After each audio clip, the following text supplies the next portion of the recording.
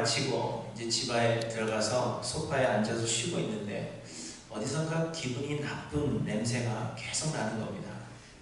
이게 어떤 냄새인지 정확하게 표현하기가 굉장히 힘든데 냄새가 너무 좋아서 먹을 것이 생각난다든지 아니면 향기가 좋다 그런 냄새가 결코 아니었습니다. 내 발에서 나는 건가? 내 몸에서 나는 건가? 아니면 여기 어디 동물이 죽어있나? 이렇게 생각하면서 냄새 나는 것을 막 찾았습니다. 이 냄새가 매캐하기도 하면서도 또 코를 막게 만드는 아주 기분이 나쁜 그런 냄새였습니다. 도대체 무슨 냄새일까? 또 어디서 나는 냄새일까? 생각하면서 저의 발달된 코를 막 발동을 해서 냄새 나는 것을 찾아가 봤더니 그 냄새는 주방에서부터 나오는 냄새였습니다. 주방에 가보니까 김치를 오래 담아두었던 플라스틱 통이 주방 한가운데 있는데 그 통에서 계속 냄새가 나는 것이었습니다. 통을 깨끗하게 씻었음에도 불구하고 김치가 그 안에 담겨져 있지 않았음에도 불구하고 너무 오랫동안 김치를 담아두었기 때문에 그 통에서 계속해서 냄새가 남아 있었던 것입니다. 플라스틱 통 자체는 그렇게 강한 냄새가 나지 않습니다. 그렇지만 그 안에 김치를 담으면 김치 냄새가 나고 과일을 담으면 과일 냄새가 나고 또 다른 음식을 담으면 그 음식의 냄새가 나기 마련입니다. 통 안에 담긴 것을 꺼낸 뒤에도 그 냄새가 배어서 쉽게 그 냄새는 가시지가 않는 것입니다. 이처럼 통 안에 담겨 있는 것이 무엇인지는 반드시 밖으로 드러나게 되어 있다는 것입니다. 우리는 미국에서 살고 있고 또 우리들 중에는 미국의 시민권을 가지고 미국 사람으로 살고 있는 사람들이 많이 있습니다.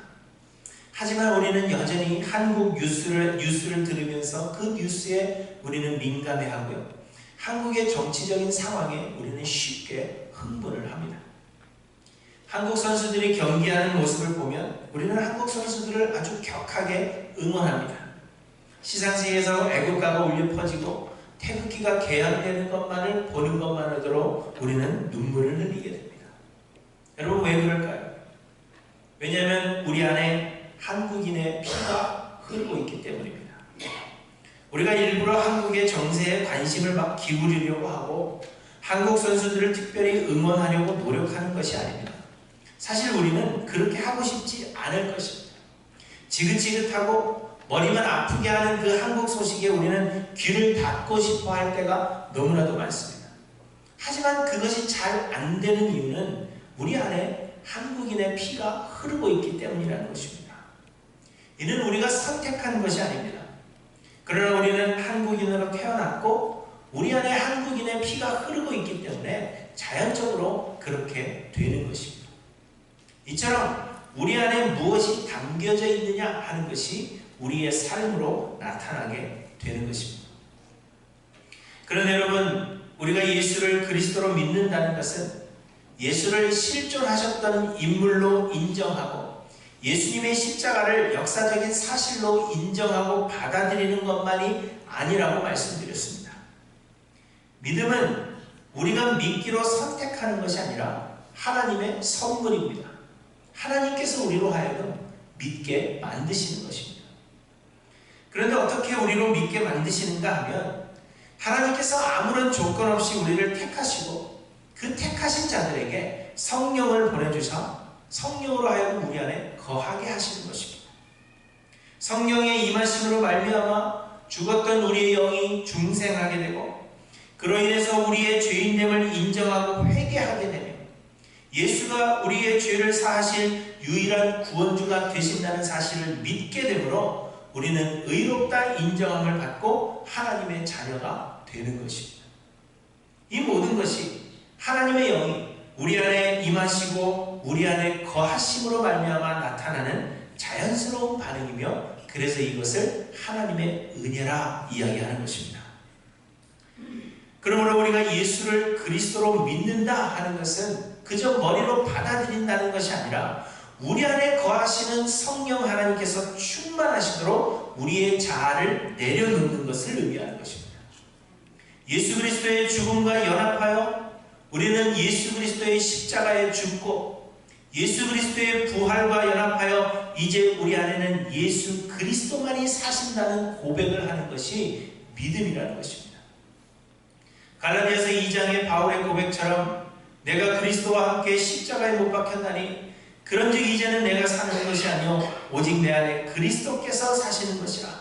이제 내가 육체 가운데 사는 것은 나를 사랑하사 나를 위하여 자기 자신을 버리신 하나님의 아들을 믿는 믿음 안에서 사는 것이라. 이 고백이 믿음의 진정한 의미가 되는 것입니다. 믿음이라는 것은 내가 죽고 내 안에 그리스도만이 살아계신다라는 고백이 바로 믿음이라는 것입니다. 사랑하는 성도 여러분, 여러분은 하나님께서 우리를 위하여 예비하신 유일한 그리스도요, 또 우리의 죄를 사하실 수 있는 유일한 구원주가 되심을 여러분 믿으십니까? 그렇다면 여러분 이 사실을 믿으신다면 지금 우리 안에는 예수께서 살아계신다는 것을 고백하신 것입니다. 지금 여러분 안에는 그리스도를 담고 있다는 것을, 여러분은 예수 그리스도를 담고 있는 그릇이라는 것을 지금 고백하신 것입니다. 이것이 믿음의 고백입니다. 그리고 우리가 예수 그리스도를 우리 안에 담고 있다면 예수를 담고 있다는 그 증거가 우리의 삶을 통해서 나타나야 하는 것입니다. 김치를 담으면 김치 냄새가 나고 한국인의 피가 흐르기 때문에 한국의 정세에 흥분하는 것과 같은 것입니다. 그래서 바울 사도는 우리는 구원받는 자들에게나 망하는 자들에게나 하나님 앞에서 그리스도의 향기니 이 사람에게는 사망으로부터 사망에 이르는 냄새요 저 사람에게는 생명으로부터 생명에 이르는 냄새라, 이렇게 고백하고 있는 것입니다. 또한 예수님은 너희는 세상의 소금이니 소금이 만일 그 맛을 잃으면 무엇으로 짜게 하려, 이렇게 말씀하셨고, 또한 너희는 세상의 빛이라 산위에 있는 동네가 숨겨지지 못할 것이요, 이렇게 말씀하셨습니다. 이처럼 우리 안에 담겨져 있는 것이 우리의 삶을 통하여 나타나야 하고, 우리가 예수 그리스도를 담고 있는 그릇들이 되었다면 그 증거가 나타날 수밖에 없다는 것을 말씀하고 있는 것입니다. 그래서 오늘 본문에서 바울 사도는 우리 안에 예수 그리스도께서 사신다면, 곧 우리가 예수 그리스도를 담고 있는 그릇이라면 우리의 삶으로 드러나는 증거가 무엇인가 하는 것에 대해서 우리에게 몇 가지로 말씀해 주시는 것입니다. 첫째로, 우리가 예수 그리스도를 담고 있다면 우리는 세상과 멍에를 함께 매지 못합니다. 본문 14절에 보시면 너희는 믿지 않는 자와 멍에를 함께 하지 말라, 이렇게 말씀하십니다. 멍에가 무엇입니까? 멍에는 소나 나귀의 목에 가로로 걸친 그러한 막대를 말하는 것입니다. 이 멍에에 쟁기를 연결하여서 밭을 갈게 하거나 혹은 수레를 연결하여서 물건을 나누는 데 사용합니다. 그런데 한 마리의 짐승이 일하는 것보다는 두 마리나 세 마리나 혹 그 이상의 짐승들이 함께 일을 한다면 더 큰 힘을 낼 수 있는 것입니다. 그래서 이 멍에를 여러 짐승들이 함께 메고 함께 일을 하게 만드는 것입니다. 그러므로 이 말씀은 믿지 않는 자들과는 상종도 하지 말라, 그것을 말씀하시는 것이 아닙니다. 만약 그러하다면 우리는 세상 밖으로 나가야 할 것이기 때문입니다. 다만 멍에를 믿지 않는 자들과 함께 매지 말라 하시는 말씀은 믿지 않는 자들과 한 마음을 품고 뜻을 같이 하여서 같은 목적으로 동역하지 말라, 그것을 말씀하시는 것입니다. 그렇지만 여러분, 이 멍에를 함께 매지 말라 하시는 것은 그렇게 쉬운 말씀도 또한 아니라는 것을 우리는 알아야 합니다. 이 말씀은 단지 일을 함께 하지 말라 하시는 것을 넘어서 우리가 세상의 생각에 동조하지도 말아야 한다는 것을 말씀하고 있는 것입니다. 일을 함께 하지 않는 것을 넘어서 세상과 같은 생각을 품어서도 안 된다는 것입니다. 세상과 같은 생각을 가져서도 안 된다는 것입니다. 곧 우리가 세상의 생각을 따라가서는 안 되는 것입니다. 오히려 우리는 세상을 변화시키고 세상을 이끌어야 하는 것입니다. 예수님은 이 땅에 계실 때 소위 죄인들과 주로 함께 하셨습니다. 곧 세리들과 또 창기들과 자주 함께 식사하시는 그런 자리를 마련하셨습니다. 그래서 바리새인들과 서기관들이 예수님께서 죄인들과 함께 하시는 것을 비난했습니다. 하지만 여러분, 예수님은 죄인들과 함께 하셨음에도 불구하고 그들의 생각에 동조하시거나 혹은 그들의 삶의 모습을 따라가신 것이 결코 아니었습니다. 오히려 예수님은 의원이 되셔서 죄인들을 치료하셨고 그들이 사는 그 구덩이에 함께 들어가신 것이 아니라 그 구덩이 밖에서 오히려 그들을 구원해 내신 것입니다. 그러므로 여러분, 우리 안에 예수 그리스도를 담았다면 우리 역시도 세상을 따라가지 않으며 세상과 동조하지 않고 오히려 세상을 변화시키며 이끌어야 한다 하는 것을 우리에게 말씀하고 있는 것입니다. 하지만 요즘 많은 사람들이 전도를 핑계로 세상과 멍해를 같이 맵니다. 세상 사람들이 가는 곳을 가고 세상 사람들처럼 생각하고 말하며 세상 사람들이 즐기는 것을 우리도 함께 즐기고 세상 사람들이 좋아하는 것들, 그런 것들을 우리도 함께 좋아하며 그들이 원하는 것을 우리도 동일하게 원합니다. 세상과 전혀 구별됨이 없고 세상을 변화시키지도 못하면서도 세상을 그리스도께로 인도하기 위한 전도의 한 방법이라 하는 그러한 생각으로 우리는 세상과 멍해를 함께 메고 있는 일들이 자주 우리의 삶에 일어나고 있다는 것입니다. 그러나 여러분, 우리 안에 예수 그리스도께서 사신다면 결코 그러할 수 없다는 것을 우리에게 말씀하고 있는 것입니다. 우리는 우리 자신에 대해서 너무나도 관대합니다. 세상과 멍해를 같이 메고 있으면서도 우리는 그저 세상을 이해하고 품어주는 것일 뿐 멍해를 같이 메는 것이 아니라고 애써 우리 자신을 정당화시킵니다. 그런데 여러분, 우리는 우리 자신에 대해서 더욱 철저해져야 합니다. 사랑하는 할렘교회 성도 여러분, 우리 자신에 대해서 좀 더 철저해지시는 저와 여러분들이 되시기를 바랍니다. 우리는 세상에 동조하며 세상과 구별됨이 없이 사고하고 행동하며 세상과 멍해를 함께 메고 있는 것은 아닌가, 우리를 돌아보셔서 우리 안에 예수 그리스도만이 사시기를 간절히 소망하시는 저와 여러분들이 되시기를 바랍니다. 그런데 또한 오늘 본문에서 중요한 것은 우리가 세상과 멍해를 같이 매지 않는 것이 우리의 노력이 아니라 자연스러운 반응이라 하는 것을 말씀해 주시는 것입니다. 14절 하반절부터 보시면 의와 불법이 어찌 함께하며 빛과 어둠이 어찌 사귀며 그리스도와 벨리알이 어찌 조화되며 믿는 자와 믿지 않는 자가 어찌 상관하며 하나님의 성전과 우상이 어찌 일치가 되리요, 이렇게 말씀하십니다. 의와 불법, 어둠과 빛, 그리스도와 벨리알, 믿는 자와 믿지 않는 자, 하나님의 성전과 우상은 모두 자석의 양극처럼 혹은 물과 기름처럼 결코 섞일 수 없는 것임을 우리에게 말씀하고 있는 것입니다. 조금씩 닮아가지만 조금 다른 것을 의미하는 것이 아니라 아예 상극이 되어서 결코 섞일 수 없는 두 가지를 말씀하고 있는 것입니다. 애써 섞이지 않으려고 노력하는 것이 아니라 애초부터 섞일 수 없는 것임을 우리에게 말씀하고 있는 것입니다. 예수가 우리 안에 거하신다면, 우리가 예수를 담고 있는 그릇이라면 우리는 세상과 결코 섞일 수 없다는 것을 말씀하고 있는 것입니다. 신라의 김유신 장군이요, 기녀를 보고는 그만 사랑에 빠지게 되었습니다. 그래서 매일매일 그녀의 집을 찾아갔습니다. 이 사실을 알게 된 김유신의 부모가 그를 아주 심하게 꾸짖었고, 김유신은 다시는 그녀의 집을 찾아가지 않겠다, 그렇게 맹세했습니다. 그러나 어느 날 모든 일과를 마치고 피곤한 몸을 이끌고 집으로 가는 그 길에 말 위에서 김유신 장군이 잠이 들었죠. 그래서 이 말이 그 기녀의 집으로 찾아갔습니다. 얼마나 자주 다녔으면 말이 그렇게 했을까요? 잠에서 깨어난 김유신 장군은 어떻게 했죠? 말의 목을 칼로 쳐 죽였습니다.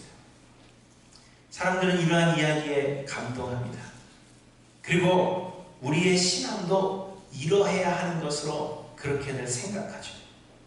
우리의 정욕을 애써서 제어하고 바른 길을 가고자 힘쓰는 것이 훌륭한 신앙이니라 그렇게 생각하기 때문에 우리가 그렇게 행하는 것을 우리는 자랑하는 것입니다. 그러나 오늘 본문이 말씀하시는 것은 예수 그리스도께서 우리 안에 계셔서 역사하고 계신다면 우리는 아예 기생의 집에 찾아갈 마음이 생기지 않는다는 것을 말씀하고 있는 것입니다. 세상을 따라갈 마음이 있음에도 불구하고 그것을 제어해내고 그것을 이겨내는 것이 우리의 신앙이 아니라 아예 세상을 따라갈 마음이 생기지 않는 것, 그것이 우리의 신앙이 되어야 한다는 것입니다. 여전히 우리는 죄인들이라 완전하지는 못하지만 그래도 우리는 이러한 신앙을 목표로 성령의 충만함을 간구해야 된다는 겁니다. 이해가 되세요, 여러분? 도저히 이해가 안 된다는 말씀이죠. 도대체 무슨 말을 하는 건가? 그렇게 생각하시는 것 같은데, 우리가 예수 그리스도를 담고 있다면, 또 우리가 예수를 담고 있는 그릇이라면, 곧 예수님만이 우리 안에 충만하시다면 우리는 세상과 멍에를 매지 않기 위해서 노력하는 것이 아니라 세상과 멍에를 매지 않게 된다는 것입니다. 우리의 노력이 아니라 자연스러운 반응으로 나타나게 된다는 것입니다. 죄의 욕구가 일어나는 것, 죄의 욕구가 우리 가운데 일어나는데 내가 이것을 이겨냈다, 그것을 자랑할 것이 아니라 나의 마음속에 죄의 욕구조차 일어나지 않는 것, 그것을 우리의 신앙의 목표로 삼아야 된다는 겁니다. 여전히 이해가 안 되세요? 이해되시죠? 김유신 장군처럼 말을 쳐야 되는 것이 신앙이 아니라 말이 거기에 가지 않도록 처음부터 그렇게 우리의 삶이 변화되어야 된다는 겁니다. 제가 말씀드렸죠. 얼마나 자주 갔으면 말이 잠드는 사이에 거기까지 갔을까요? 그런데 우리 안에 성령이 거하시면, 우리 안에 예수 그리스도께서 계시면 우리는 결코 그러한 마음이 생기지 않는다는 것입니다. 이것이 우리의 신앙의 목표가 되어야 한다는 것입니다. 우리의 자아는 철저하게 죽고 예수 그리스도께 온전히 붙들린 삶이 되는 것, 이것이 우리의 신앙의 목표가 되어야 하며, 그렇기 위해서 예수 그리스도를 담고 있는 그릇이 되기를 우리는 소망해야 된다는 겁니다. 죄에 대한 욕구가 일어나는데 내가 이걸 참고 있으니까 이것으로 됐다, 그게 아니고요. 내 삶을 전부 주 앞에 드리고 내 안에 예수 그리스도만이 사심으로 인하여 그 죄의 욕구조차도 일어나지 않는 그 모습이 되기를 우리는 소망하며 그렇게 신앙생활을 하셔야 한다는 것입니다. 여러분, 무엇을 위해서 기도하십니까? 그저 우리 안에 예수 그리스도만이 충만하시기를 소망하며 그것을 간구하시는 저와 여러분들이 되시기를 바랍니다. 둘째로, 우리가 예수 그리스도를 담고 있다면 세상과 멍에를 함께 매지 않는 것을 넘어서 세상과 자신을 구별하게 됩니다. 본문 16절에 보시면 우리는 살아계신 하나님의 성전이라 이렇게 말씀하십니다. 그래서 본문 17절에 그러므로 너희는 그들 중에서 나와서 따로 있고 부정한 것을 만지지 말라 이렇게 말씀하십니다. 우리가 예수 그리스도께서 거하고 계시는 하나님의 성전이 되었다면 세상에서 나와서 따로 있고 부정한 것을 만지지 않아야 한다, 그렇게 말씀하고 있는 것입니다. 이스라엘의 율법에 의하면 하나님의 백성들이 부정하게 되는 것은 반드시 악한 죄를 범해야만 부정하게 되는 것이 아닙니다. 이스라엘 백성들이 부정하게 되는 것은 부정한 것을 만지기만 해도 부정하여진다, 그렇게 말씀하십니다.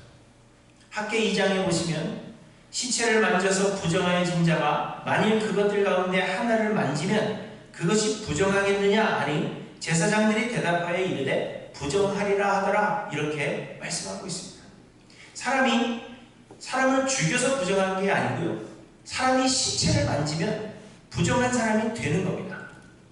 그런데 그 시체를 만져서 부정하여진 자가 또 다른 것을 만지게 되면 그 사람이 만진 것조차도 부정하여진다, 그것을 말씀하고 있는 것입니다. 이렇게 부정하여지는 것, 그것은 매우 쉬운 일이라는 것을 우리에게 말씀해 주고 있는 것입니다. 그런데 우리가 항상 기억하고 잊지 말아야 할 것은 우리는 모두 죄인들이라는 사실입니다. 우리는 원래 우리의 본성이 죄뿐인 죄인들입니다. 우리가 예수를 그리스도로 믿고 하나님은 그 믿음을 보시고 우리를 의롭다고 인정해 주셨지만 그렇다고 해서 우리 자체가 완전한 의인이 된 것은 결코 아닙니다. 우리는 여전히 죄인들이지만 우리의 믿음으로 인하여 하나님께서 그저 우리를 의인이라고 불러주시는 것뿐입니다. 그러나 우리는 여전히 죄인들입니다. 그렇기 때문에 죄인인 우리들은 쉽게 죄에 물들어 버린다는 것을 말씀하고 있는 것입니다.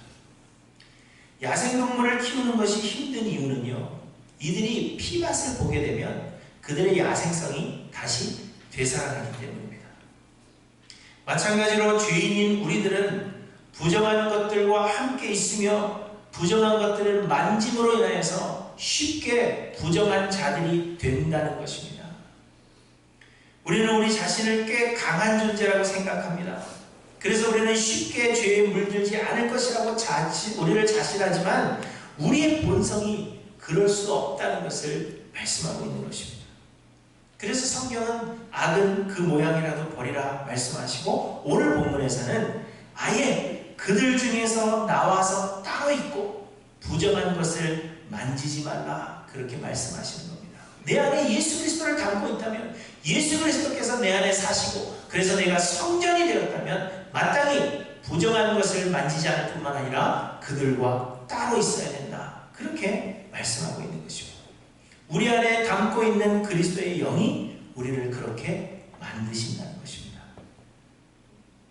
지난 금요일에도 말씀드렸지만 제가 신학교를 다닐 초기에는 친구들의 모임에 자주 함께 있었습니다. 나갔습니다. 대학을 졸업하고 신학교를 갔는데 신학교 갔다고 해서 대학 때 놀던 친구들을 그냥 안 만날 수는 없잖아요. 그래서 모임에 자주 나갔습니다.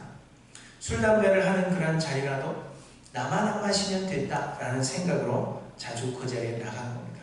그리고 그런 자리에 나가서 믿지 않는 자들을 믿게 만드는 것이 나의 사명이라 하는 나름대로의 사명감을 품고 나간 거죠. 그래야만 그 자리에 가는 제 자신의 정당성을 좀 가질 수 있었기 때문입니다. 그런데 결국 그 자리에서 유혹을 이기지 못했던 것이 한두 번이 아닙니다. 물론 초기에만 그랬어요. 초기에, 아주 초기에. 그리고 술과 담배의 유혹을 이겨냈다 하더라도 그들의 세상적인 대화에 빠져들게 되고 또 그들의 세상적 그 대화에 그들의 세상적 생각에 동조하게 되는 것을 막을 수는 없었던 것입니다.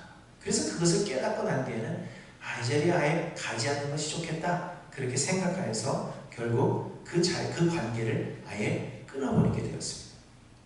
이처럼 우리가 부정하여지는 것은 너무나도 쉽다는 것입니다. 그래서 우리가 예수 그리스도를 품은 그릇이 되었다면 우리는 멍에를 함께 매지 않는 것을 넘어서 아예 그들과 따로 있어야 되며 부정한 것은 만지지도 말고 악은 그 자리라도 우리는 피해야 한다는 것입니다. 그런데 여러분 서두에는 믿지 않는 자들과 상종하지 말라는 것이 아니라 그렇게 하지 않았습니까? 여러분 그렇게 말씀하실지 모릅니다. 맞습니다. 전혀 상종하지 말라 하는 그런 뜻은 아닙니다. 그렇지만 그렇다고 해서 애써 그들과 함께 하려고도 하지 말라는 것을 이야기하고 있는 겁니다. 전혀 상종하지 않는 것은 아니지만 그렇다고 해서 애써 우리가 그들과 함께 하려고 세상과 함께 하려고 노력할 필요는 없다는 것입니다. 그리고 또 말씀하실 수 있는 것이 예수님은 그렇게 하지 않았습니까? 그렇게 말씀하실 수 있습니다. 맞습니다. 예수님은 그렇게 하셨습니다. 그러나 여러분 우리가 알아야 하는 것은 우리는 예수가 아니라는 겁니다. 우리는 예수를 닮아가야 되는 존재인 것은 맞는 이야기지만 우리는 아직 예수님처럼 완전하지 못합니다. 그러므로 할 수 있는 대로 세상에서 나와서 따로 있고 부정한 것을 만지지 않으려고 하는 것이 그리스도를 담은 자들에게서 나타나는 반응이라 하는 것을 여러분 기억하셔야 합니다. 그래서 그 반응이 나에게서 나타나고 있는가? 내가 세상과 함께하고 있으면서도 그것을 정당화시키기 위해서 노력하는 것이 아니라 내가 세상과 따로 있는 사람인가? 나를 구별하고 있는가? 우리를 돌아보아서 우리는 그렇게 되기를 소망해야 한다는 것입니다. 그리고 마지막으로 우리가 예수 그리스도를 닮고 있다면 거룩함에 대한 소망이 생기게 됩니다. 7장 1절에 말씀하십니다. 그런즉 사랑하는 자들아, 이 약속을 가진 우리는 하나님을 두려워하는 가운데서 거룩함을 온전히 이루어 육과 영의 온갖 더러운 것에서 자신을 깨끗하게 하자, 이렇게 말씀하십니다. 우리는 아직 완전한 거룩함을 이루지 못하였기 때문에 거룩함을 온전히 이루기를 힘쓰자, 그렇게 격려하고 있는 것입니다. 저희 집 아들이 자기 절친을 따라서 골프를 치겠다 해서요, 몇 년간 골프를 쳤습니다. 아주 친한 친구가 골프를 치는데 자기도 골프를 치겠다, 그래서 이제 골프를 시켰죠. 학교 팀에도 등록하고 시합에도 나가는데 나름 열심히 했습니다. 그런데 올 여름을 끝으로 본인은 골프계에서 완전히 은퇴하시겠다는 선언을 했습니다. 왜 은퇴를 선언했느냐 하면요, 실력이 늘지 않기 때문입니다. 물론 뭐 연습을 안 했으니까 실력이 안 늘고 여러 가지가 있지만 실력이 늘지 않으니까 몸만 힘들고 재미가 없는 거예요. 그래서 계속 할 마음이 없어진 겁니다. 그래서 은퇴를 선언했어요. 그런데 이 아들이 올 초에 또 새롭게 시작한 것이 있는데, 뭐 끝내기도 하고 시작도 하고 많이 해요. 새로 시작한 게 있는데 만화를 그리는 것을 새로 시작했습니다. 만화 그리는 일에 흥미를 느끼더니만 조금 더 잘 그리기 위해서 미술학원을 보내달라는 겁니다. 그래서 토요일마다 미술학원에 다니고 있는데 실력이 조금씩 느는 것처럼 생각이 되는가 봅니다. 잘 그린다는 게 아니고요, 본인 생각에 옛날보다 좀 나아졌다, 이렇게 생각을 하는 거죠. 그런데 이 실력이 늘어간다고 생각하다 보니까 사달라는 것이 많아졌어요. 컴퓨터에 직접 그림을 그려야 되니까 무슨 패드를 사달라고 그러기도 하고, 며칠 전에는 조그만 전화기에 그림을 그려야 되는데 그 그림을 전화기에 그릴 수 있는 어떤 스페셜한 특별한 펜이 있답니다. 그래서 그 펜을 사달라고 했습니다. 그리고는 계속해서 요구하는 것이 이렇게 많아지는 겁니다. 만화를 보는 것, 그리고 그것을 그리는 것으로 그치는 게 아니라 이제 만화 주제가를 아주 즐겨 부릅니다. 뿐만 아니라 만화 주제가를 잘 치기 위해서 피아노 연습을 합니다. 그리고는 급기야는 현대 만화의 고장이라고 이야기했을 일본으로 자신을 보내달랍니다. 실력이 조금 늘어가니까 더 잘하고 싶어지는 겁니다. 실력이 없으면 안 하고 싶은데 자기 생각에 실력이 좀 늘어가는 것 같으니까 이것보다는 좀 더 잘하고 싶고 그것보다는 조금 더 잘하고 싶은 마음이 생겨나는 겁니다. 이처럼 여러분, 우리 안에 예수 그리스도께서 사신다면 우리는 조금씩 예수 그리스도의 거룩함을 닮아가게 될 것입니다. 우리가 예수를 닮아가는 게 아니라 우리 안에 살아 역사하시는 예수 그리스도의 그 영이 우리를 변화시키시는 것이기 때문에 변화될 수밖에 없습니다. 예수를 닮아갈 수밖에 없는 겁니다. 그리고 우리가 예수 그리스도의 그 거룩함을 닮아가게 된다면 우리에게는 거룩함을 온전히 이루고 싶은 소망이 우리 가운데 생겨나게 된다는 겁니다. 여러분, 우리에게 이 소망이 없다면 우리 안에 예수 그리스도께서 사시는지 여러분 의심해 보아야 하는 겁니다. 우리 안에 이 소망이 없다면, 예수 그리스도의 그 거룩함을 온전히 닮아가겠다는 그 소망이 우리에게 없다면 우리가 과연 예수 그리스도를 담은 그릇인지를 우리는 다시 한번 생각해 보아야 한다는 겁니다. 사랑하는 성도 여러분, 여러분 안에 이 거룩함에 대한 소망이 있는지를 돌아보시기 바랍니다. 예수 그리스도를 담고자 하는 그 거룩함에 대한 소망, 이 거룩함을 온전히 이루어야 되겠다는 그 소망이 여러분에게 있는지를 돌아보셔야 합니다. 자신을 돌아보아서 이 거룩함에 대한 소망이 우리에게 없다면 우리의 그 신앙을 처음부터 다시 생각하셔야 됩니다. 내 안에 예수 그리스도께서 살아계시는지, 내가 예수 그리스도를 담은 그릇이라고 고백할 수 있는지 우리의 신앙을 돌아보셔야 하는 겁니다. 여러분 안에 이 소망이 있습니까? 이 거룩함에 대한 소망이 있습니까? 여러분 돌아보시고 예수 그리스도께서 내 안에 살아 역사하시기를 소망하시며 그렇게 간구하시는 저와 여러분들이 되시기를 바랍니다. 고린도 교회 성도들은 바울을 비난했고요. 고린도 교회 성도들을 근심하게 하지 않으려 했던 바울은 고린도를 방문하겠다는 계획을 적었습니다. 그랬더니 이번에는 고린도 교회 성도들이 다시 이야기하기를 바울의 마음에는 우리가 없다. 그렇게 이야기하며 섭섭한 마음을 표현한 것입니다. 그래서 바울이 고린도 교회 성도들에게 말씀하고 있는 것입니다. 내 마음에 너희들이 없는 것이 아니라 너희 마음에 내가 없는 거다. 너희가 내 마음에 없는 것이 아니라 너희 마음속에 거짓 교사들에 대한 생각으로 가득 차 있기 때문에 너희 마음속에 예수 그리스도가 없는 거다. 그것을 설명하고 있는 것입니다. 이것이 6장 12절의 말씀입니다. 너희가 우리 안에서 좁아지는 것이 아니라 오직 너희 심정에서 우리가 좁아진 것이다. 너희의 심정에서 예수 그리스도께서 좁아진 것이다. 그렇게 이야기하고 있는 겁니다. 고린도 교회 성도들은 그저 바울 한 사람을 비난하는 것에 불과하다 그렇게 생각했지만 실제로는 그들의 마음에 예수 그리스도를 담고 있지 못하고 있다는 심각한 증거였다는 것을 이야기하고 있는 것입니다. 이처럼 여러분, 우리가 별것 아니라고 생각하는 그러한 일들도 실제로는 우리 안에 예수 그리스도께서 살아계시지 않는다는 증거가 될 수 있다는 것입니다. 그저 나는 드라마 보는 것을 조금 다른 사람보다 좋아하는 것 뿐이야 라고 우리는 안심하고 있을지 모르지만 실상 우리가 돌아봐야 되는 것은 내 안에 그리스도께서 안 계신 것은 아닌가 돌아보셔야 한다는 겁니다. 나는 그냥 이 사람이 싫어, 이 한 사람이 싫을 뿐이야, 그렇게 쉽게 생각할지 모르지만 내 안에 그리스도께서 사시지 않기 때문이라는 그 증거가 되고 있는 것은 아닌가 우리를 돌아봐야 한다는 것입니다.